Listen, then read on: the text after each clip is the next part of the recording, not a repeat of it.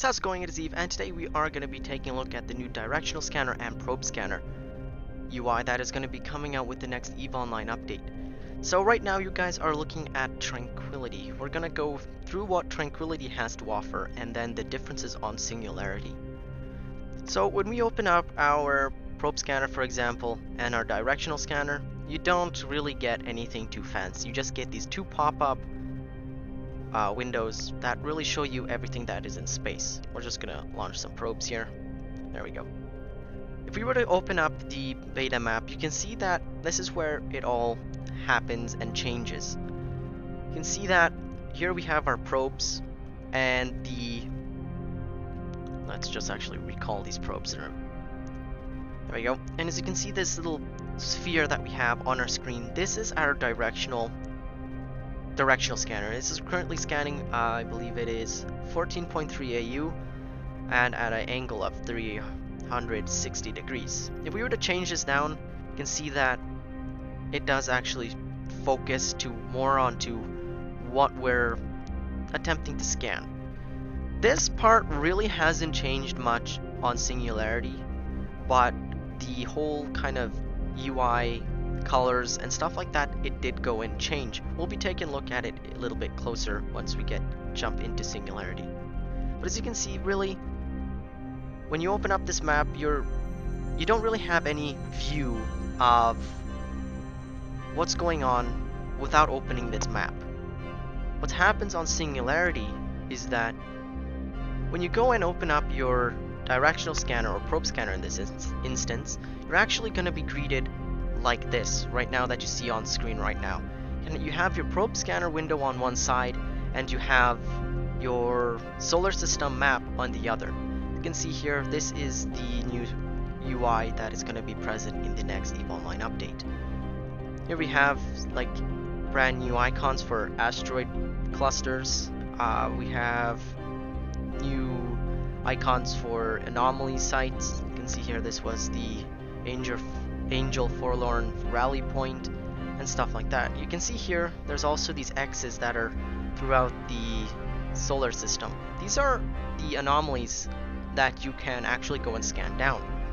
If we were to actually launch our probes here, let's launch them quickly. There we go. You can see that really they haven't changed too much. The only big difference is the way that the window is functioning.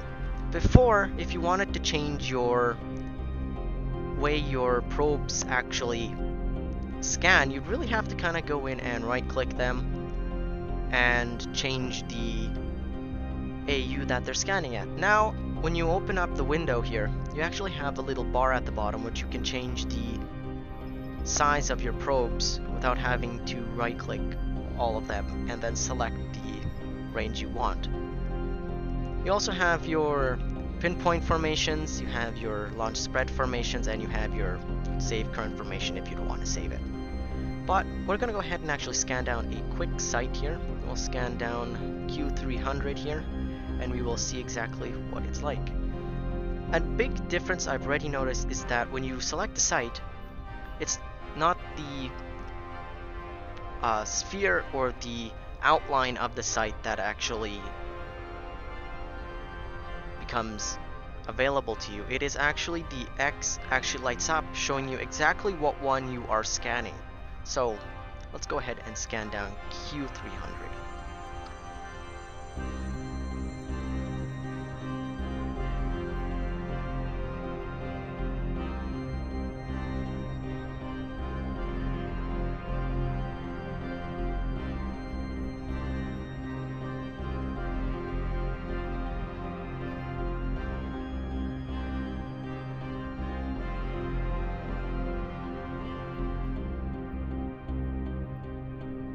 The nice thing is that when you're going and starting to scan down a site, I actually moved over to IYU TAC 688, the site. It just decided to scan better for me, so I just went with it.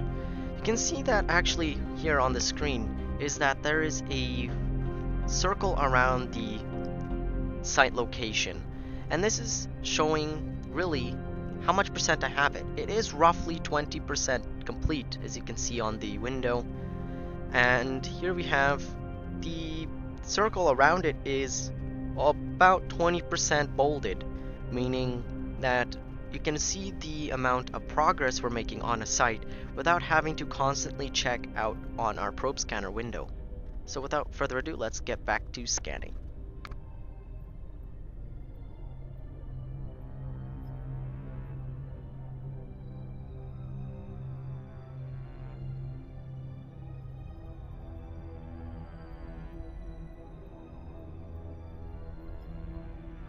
So we are actually going and scanning down a Relic site right now. You can see that there's actually a new icon for a Relic site. As far as I remember, data sites are kind of a square. The Relic site here, which we have right here, which is the Ruined Angel, I believe it's monument, it does have a slight little circle and a arrow underneath it, kind of going around the circumference of the circle. That is the new icon for Relic sites. Data sites are, I believe they were squares. Wormholes, unfortunately, I'm not 100% sure of what the new icon is. However, asteroid belts are really the same kind of asteroid belt icon that you see on your overview, and the anomalies are really just two big triangles. So we're gonna go and just warp to the site. Yeah, it was the Ruined Angel monument site. So there we have the new, really scanning UI. The same goes for Directional Scanner. Here we go. Before, as you probably remember a little bit earlier in the video, let's actually just recover these probes. Why they don't want to. Anyway, if I were to exit out of this completely and reopen up the Directional Scanner, you'll be greeted with basically the same window layout as your probe scanner. You can see here that we do get the beta version of the map, or not so beta version anymore, opening up to really reveal the same system that we were looking at before. We're currently moving, so the whole Directional Scanner kind of tube, for lack of better words, is moving. Therefore, if we were to change it to 360, we get our sphere, and with this we get slightly an overall better kind of view of what we have in our system without having to open up multiple windows in order to see what we have. You can see here that somewhere we have, oh, that's pretty neat. You can see here that we have a Ishtar somewhere on our screen. There we go, we have an Ishtar somewhere. You can see that the ship's actually popping up right down over here. Right here, for example, here's a mining barge. The two mining barges are showing up. We have our Mayamos. And yeah, that's really it. There's nobody in local, so they're probably just abandoned ships. There we go. And yeah, that's basically all that really happens. Is if you're going towards it, then I mean, it does show up on your overview, seeing this kind of ship that it can be. I wonder if it's showing me the rough location of where it could be. Alright, let's see if I can't really rotate it. Let's see, let's say over here. Oh yeah, that's a big difference. You can see now that they're actually off of our overview, meaning doing just the overview calculations that they are somewhere around here, I believe.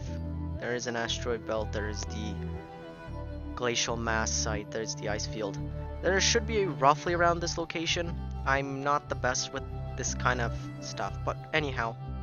Another thing is that if you, for example, do not like having your probe scanner and directional scanner actually in this one big window, you do have the option of actually undocking the windows from the map by clicking the little square at the very top. You click that and automatically it does go back to basically to what it was at the very beginning. You do get this really big weird window for your directional scanner though.